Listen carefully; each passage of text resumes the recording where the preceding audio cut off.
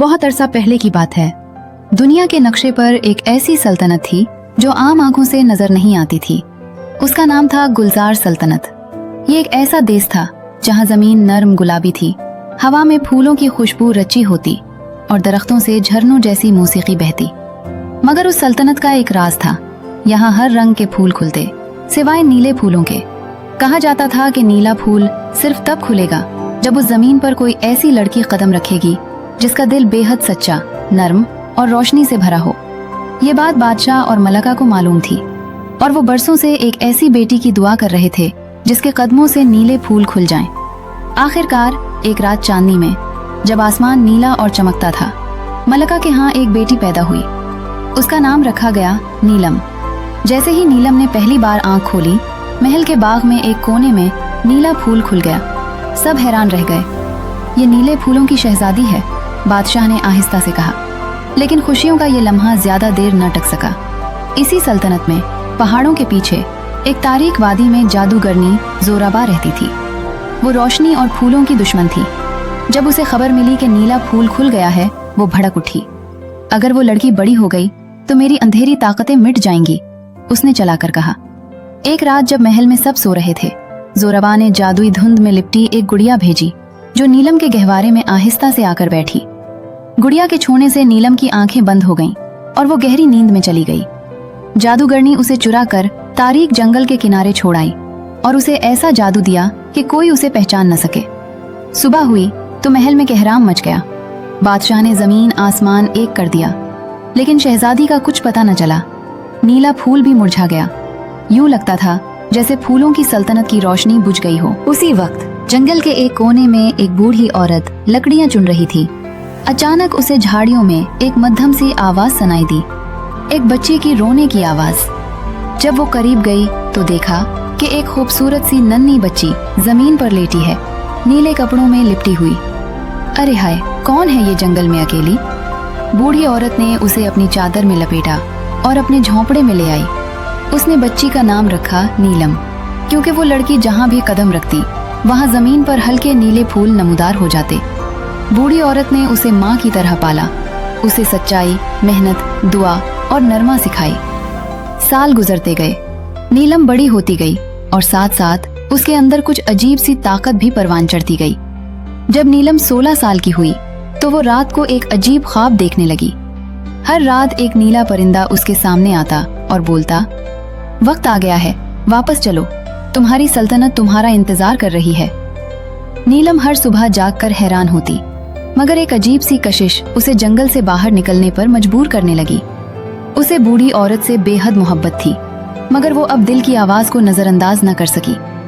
एक सुबह सूरज की पहली किरण के साथ उसने बूढ़ी औरत को गले लगाया और कहा, अम्मी, मेरा दिल कहता है कि मुझे जाना है, कोई रास्ता मेरा इंतजार कर रहा है।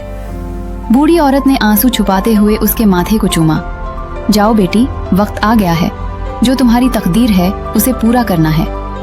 नीलम ने सफर शुरू किया, एक छोटा सा थैला और दिल में भरा हुआ अज़्म। रास्ते में वो नई वादियों से गुजरी, पहाड़ों को उबूर किया, परिंदों से दोस्ती की, जानवरों की मदद की और जहाँ भी गई वहाँ नीले फूल उगते गए। आखिरकार एक दिन उसे दूर एक महल की छतें दिखाई दी, वही महल जो वो बरसों से ख्वाब में देखती आई थी। जब वो महल के दरवाजे पर पहुंची तो पहरेदारों ने उसे रोका, मगर जैसे ही उसने कदम बाग में रखा, नीले फूल फूट पड़े। दरो दीवार नीली रोशनी से चमकने लगे। एक दरबारी रोने लगा, यही है हमारी नीली फूलों की शहजादी। नीलम बाग में खड़ी थी और उसके इर्द गिर्द नीले फूल ऐसे खुले हुए थे जैसे पूरी जमीन ने उसका खैर मकदम किया हो। महल की खिड़कियां खुलने लगी, खादिम दौड़ते हुए आए, दरबारी हैरान रह गए। तब महल की सबसे बड़ी खिड़की से एक उम्र रसीदा जोड़ा बाहर निकला, बादशाह और मलका। मलका की आंखें अश्कबार थीं। क्या ये हमारी नीलम है? नीलम को जैसे सब याद आने लगा, वो लोरियां, वो कमरा, वो नीला पलंग, सब ख्वाबों की सूरत में दिमाग में गूंजने लगा। बादशाह ने उसके माथे को चूमा और आसमान की तरफ देखा। खुदाया, तूने हमारी बेटी लौटा दी। मलका ने उसे गले लगाया और नीलम की आंखों से आंसू बहने लगे। नीला फूल जो बरसों से नहीं खिला था, अब पूरे महल में चमक रहा था। मगर खुशी का ये लम्हा ज्यादा देर बाकी ना रह सका। पहाड़ों की ऊंट में छुपी जादूगरनी जोराबा को जैसे ही खबर मिली कि नीलम वापस आ चुकी है, उसका चेहरा गुस्से से, ये शहजादी मेरी तबाही का सबब नहीं बनेगी। उसने अपनी जादुई किताब खोली और एक मनहूस तूफान का विर्द शुरू किया। अगली सुबह महल के ऊपर स्याह धुंध छा गई। नीलम ने जब ये मंजर देखा तो फौरन पहचान लिया, ये जोराबा है, वो वापस आ गई है। बादशाह ने दरबारियों को जमा किया, मगर कोई जोराबा का मुकाबला करने को तैयार न हुआ। नीलम ने कदम आगे बढ़ाया, ये मेरी लड़ाई है, उसने मुझे बचपन में चुराया और मेरी सल्तनत को अंधेरे में डाला, अब मैं उसे रोकूंगी।